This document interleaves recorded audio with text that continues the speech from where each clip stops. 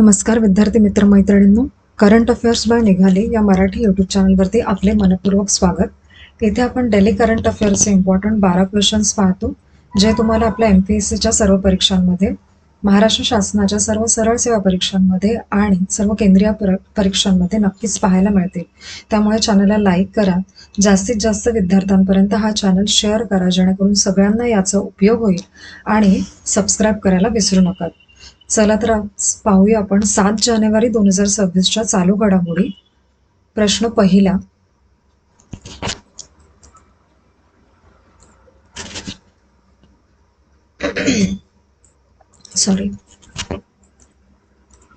भारताची सर्वात मोठी अंतर्गत म्हणजे इनलँड रेनबो ट्राउट मासे शेती कोणत्या राज्यात सुरू करण्यात आली आहे? ही प्रजाती आहे या माशाची। तर त्याचे पर्याय आहेत: ए हिमाचल प्रदेश, बी उत्तराखंड, सी तेलंगणा आणि डी जम्मू काश्मीर। याचे योग्य उत्तर आहे पर्याय क्रमांक सी, तेलंगणा इथे। त्याचे महत्त्वाचे पॉइंट्स पहा। तेलंगणाच्या रंगारेड्डी जिल्ह्यात हे सुरू करण्यात आलेले आहे, हे महत्त्वाचे। रेनबो ट्राउट हा थंड पाण्यातील मासा असून पारंपरिकपणे हिमालयीन राज्यांमध्ये त्याची शेती केली जात होती यापूर्वी। आणि स्मार्ट ग्रीन ॲक्वाकल्चर या स्टार्टअपने सुमारे 50 कोटींच्या गुंतवणुकीत हा प्रकल्प उभारलेला आहे आणि नॅशनल फिशरीज डेव्हलपमेंट बोर्ड मार्फत ट्राउट माशांच्या निर्यातीला केंद्र सरकारचे पाठबळ देण्यात आलेले आहे। आणि माझी एक सूचना आहे की लेक्चर शेवटपर्यंत पहा आणि हे जे काही राईट साईडला पॉईंट्स आहेत ना, ते सुद्धा नोट डाऊन करण्याचा प्रयत्न करा, कारण की यातून क्वेश्चन सेट झालेले तुम्हाला पाहायला मिळतील इन फ्युचरच्या सर्व एक्झाम्समध्ये। मला असं वाटतं तयारी करताय तर संपूर्ण करा, नाहीतर ती अर्धवटच केल्यासारखी आहे। ओके, पुढील प्रश्न पाहूयात। प्रश्न क्रमांक 2, लेफ्टनंट जनरल हरपाल सिंग यांनी कोणत्या पदाचा कार्यभार स्वीकारला आहे? पर्याय आहेत: A chief of defence staff, B director general of military operations, C director general border roads आणि डी ॲडज्युटंट जनरल। तर याचे योग्य उत्तर आहे पर्याय क्रमांक C, director general border roads. महत्त्वाचे पॉइंट्स आहेत: लेफ्टनंट जनरल हरपाल सिंग BROचे 29वे डायरेक्टर जनरल आहेत। बॉर्डर रोड ऑर्गनायझेशन BRO ही भारताच्या सीमावर्ती व दुर्गम भागांमध्ये सामरिक रस्ते व पायाभूत सुविधा उभारणारी प्रमुख संस्था आहे। BRO देशाच्या राष्ट्रीय सुरक्षेला, सैन्याच्या हालचालींना व सीमावर्ती भागांच्या सामाजिक आर्थिक विकासाला बळकटी देते, असे महत्त्वाचे पॉइंट्स आहेत याचे। पुढील प्रश्न, प्रश्न क्रमांक 3, जानेवारी 2026 मध्ये भारताने कोणत्या देशाला मागे टाकत जगातील सर्वात मोठा तांदूळ उत्पादक देश बनण्याचा मान मिळवला? तर त्याचे पर्याय आहेत: A America, B Vietnam, C Thailand आणि डी चीन। तर याचे योग्य उत्तर आहे पर्याय क्रमांक डी, चीनला। भारताने 150.18 दशलक्ष टन तांदूळ उत्पादनासह चीनला मागे टाकून जगातील सर्वात मोठा तांदूळ उत्पादक देश बनण्याचा मान मिळवला आहे। चीनचे तांदूळ उत्पादन सध्या 145.28 दशलक्ष टन इतके आहे आणि 2014 नंतर 3200 पेक्षा अधिक उच्च उत्पादनक्षम पिकांच्या जाती अधिसूचित करून अन्न सुरक्षा मजबूत करण्यात आलेली आहे भारतामार्फत। ओके, पुढील प्रश्न, प्रश्न क्रमांक 4, बिमस्टेक कर्करोग उपचार प्रशिक्षण कार्यक्रमाचा दुसरा टप्पा कोणत्या शहरात सुरू करण्यात आला? कर्करोग उपचार प्रशिक्षण कार्यक्रमचा दुसरा टप्पा। ओके, पर्याय आहेत: ए चेन्नई, बी हैदराबाद, सी विशाखापट्टणम आणि डी कोलकाता। तर याचे योग्य उत्तर आहे पर्याय क्रमांक सी, विशाखापट्टणम। महत्त्वाचे पॉइंट्स पहा। बिमस्टेकचा फुल फॉर्म आहे बे of Bengal initiative of multi sectoral technical and economic cooperation. हा उपक्रम 6व्या बिमस्टेक शिखर परिषदेत भारताच्या पंतप्रधानांनी जाहीर केला होता आणि टाटा मेमोरियल ही भारतातील अग्रगण्य कर्करोग संशोधन व उपचार संस्था आहे, जी मुंबईत आहे। आणि याचा उद्देश काय आहे? तर बिमस्टेक देशांमध्ये कर्करोग निदान, उपचार व संशोधन क्षमता वाढवणे हा त्याचा उद्देश आहे।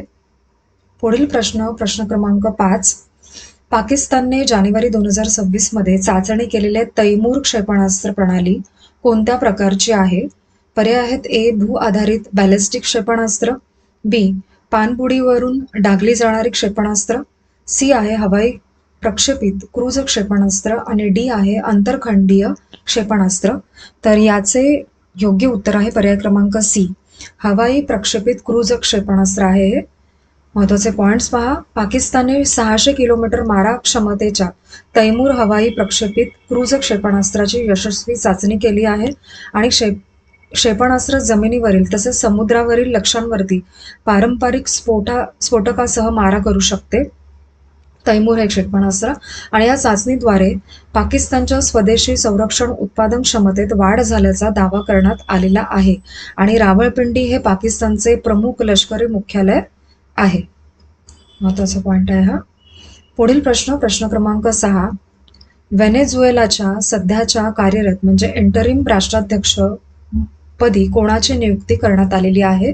त्याचे पर्याय आहेत: ए. मारिया कोरिना माचाडो, बी आहे निकोलस मादुरो, सी आहे डेल्सी रॉड्रिग्स आणि डी आहे जॉर्ज रॉड्रिग्स.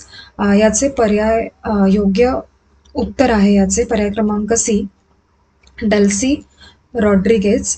महत्त्वाचे पॉइंट्स पहा. डेल्सी या व्हेनेझुएलाच्या उपराष्ट्राध्यक्ष असून त्यांना सुप्रीम कोर्टाच्या आदेशाने कार्यकारी राष्ट्राध्यक्षपद देण्यात आलेले आहे.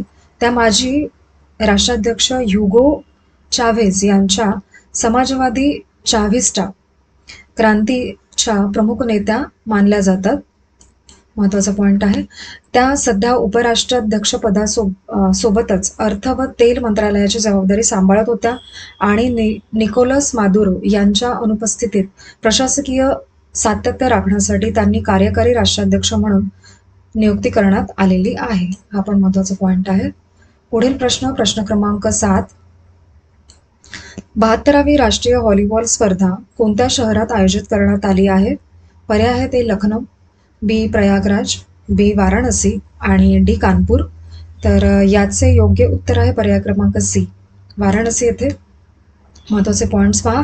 72व्या राष्ट्रीय व्हॉलीबॉल स्पर्धेचे उद्घाटन 4 जानेवारी 2026 रोजी पंतप्रधान नरेंद्र मोदी यांच्या हस्ते व्हिडिओ कॉन्फरन्सद्वारे करण्यात आले होते आणि ही स्पर्धा वाराणसी येथील डॉक्टर संपूर्णानंद क्रीडा संकुलात आयोजित करण्यात आली आणि या स्पर्धेत एकूण 58 संघ विविध राज्ये व संस्थांचे प्रतिनिधित्व केले.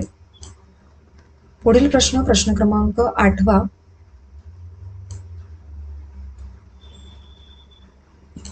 उत्तर प्रदेशातील पहिली ब्रेल लायब्ररी कोणत्या शहरात सुरू करण्यात आली?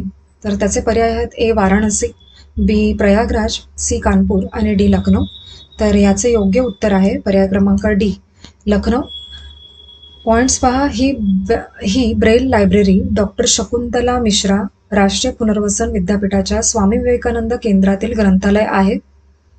महत्वाचा पॉइंट आहे हा. या ग्रंथालयात 4000हून अधिक ब्रेल पुस्तके उपलब्ध असून ती राष्ट्रीय शिक्षण धोरणाशी सुसंगत आहेत.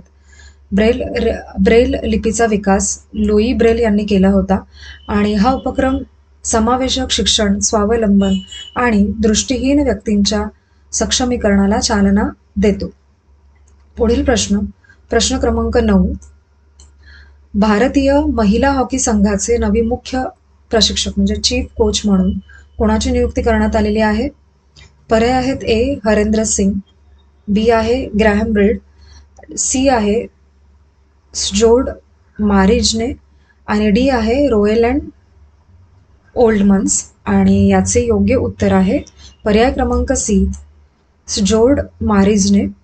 महत्त्वाचे पॉइंट्स पहा. डच प्रशिक्षक स्जोर्ड यांनी भारतीय महिला हॉकी संघाच्या मुख्य प्रशिक्षकपदी नियुक्ती करण्यात आलेली आहे. टोकियो ऑलिम्पिक 2020 मध्ये यांच्या मार्गदर्शनाखाली भारताने ऐतिहासिक 4थे स्थान पटकावले होते आणि ही भारताची 36 वर्षांनंतरची दुसरी ऑलिम्पिक सहभाग नोंद होती आणि FIH महिला हॉकी विश्वचषक पात्रता स्पर्धा 8 ते 14 मार्च 2026 दरम्यान हैदराबाद, तेलंगणा येथे होणार आहे.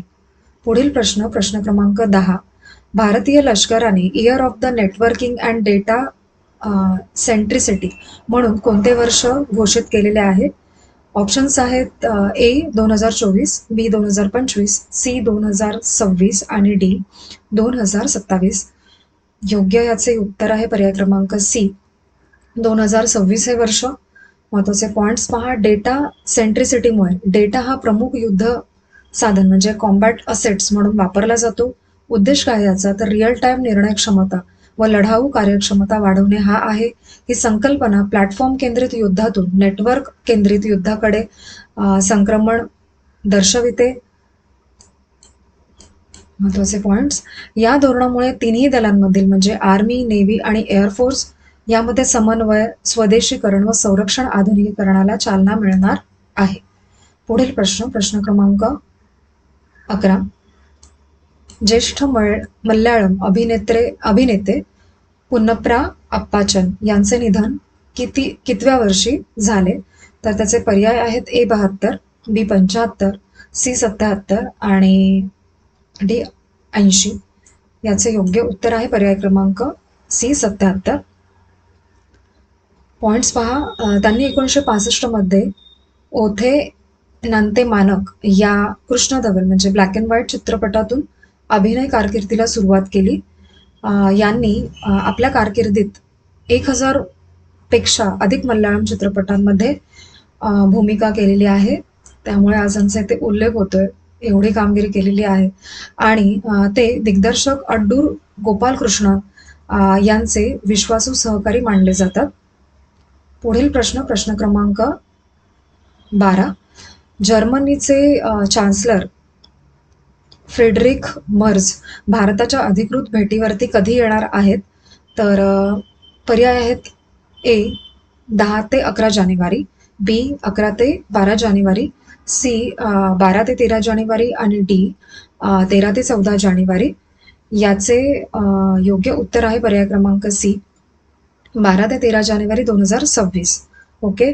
महत्वाचे पॉइंट्स पहा. पंतप्रधान नरेंद्र मोदी जर्मनीचे चान्सलर फ्रेडरिक मर्ज यांच्या पहिल्या अधिकृत भारत भेटीचे यजमान असतील. भारत आणि जर्मनी यांच्यात 2000 साली धोरणात्मक भागीदारी सुरू झाली आणि जर्मनी हा युरोपियन युनियनमधील भारताचा सर्वात मोठा भागीदार आहे. ठीक आहे. तर आजचे आपले लेक्चर झालेले आहे. आपण आज 7 जानेवारी 2026चे डेली करंट अफेअर्स पाहिलेले आहेत.